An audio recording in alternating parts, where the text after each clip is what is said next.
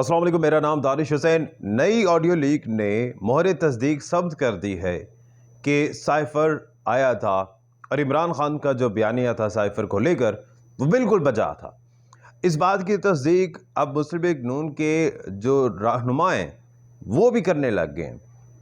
آج میری ایک بات ہوئی ایک پی ایم ایل این کی ایک خاتون رہنما سے، اور انہوں نے اس چیز کو ایڈمٹ کیا کہ ہاں سائفر آیا تھا۔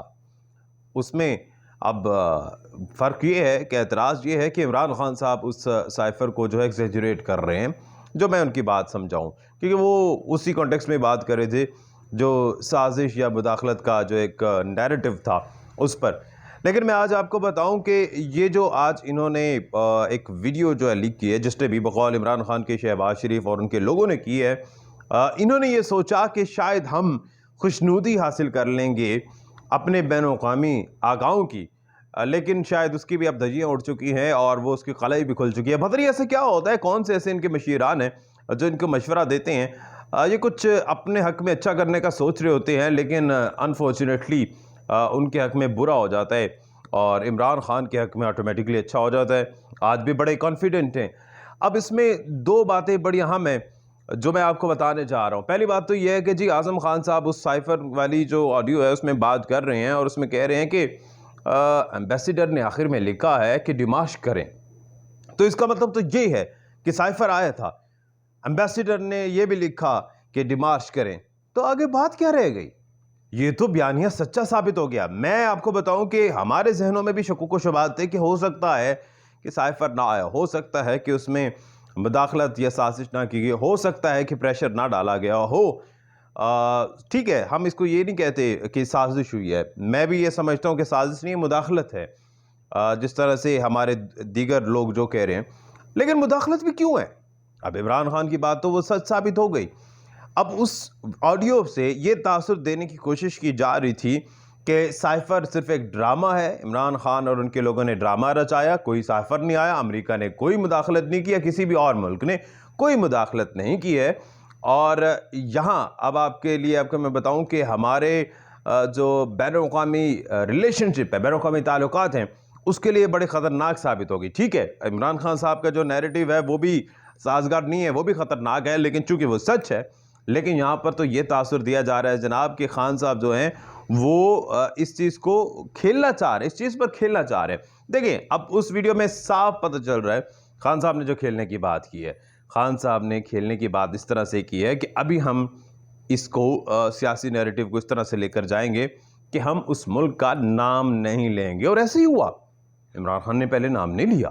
اس کے بعد جب پالیسی چینج ہوئی، جب شاید کچھ مجبوریاں ہوئیں تو وہ نام بھی لیا، اور اس آڈیو میں بھی کیٹیگوریکلی انہوں نے یہی بات کیا کہ پہلے ہم ایسی کھیلیں گے، اس کے بعد امریکہ کا نام لیں گے۔ جو شاہ محمود کی بات ہوئی ہے یا باقی لوگوں کی بات ہوئی ہے تو وزیر خارجہ تھے، اور ڈیفینیٹلی ان کے ساتھ ایک میٹنگ لازمی ہے کہ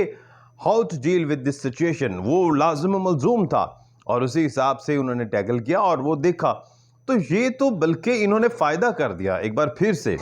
جس نے بھی اس چیز کو لیک کیا ہے، اس آڈیو کو لیک کیا ہے، اس نے تو بلکہ عمران خان کا فائدہ کر دیا اور اس کے نیریٹو کو تقویت بخشی ہے۔ جس طرح سے آج عمران خان نے یہ بھی کہا ہے کہ ابھی تو میں نے کھیلنا شروع کیا اور مجھے لگتا ہے کہ اب شاید اسی چیز پر کھیلیں گے،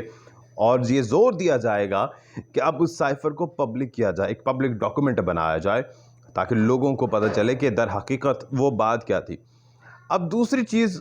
جو پہلے کی آڈیو لیک تھی، اس میں موازنہ کیا کرتے، اس میں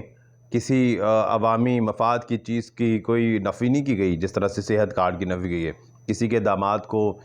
فائدہ پہنچانے کی بات نہیں کی گئی۔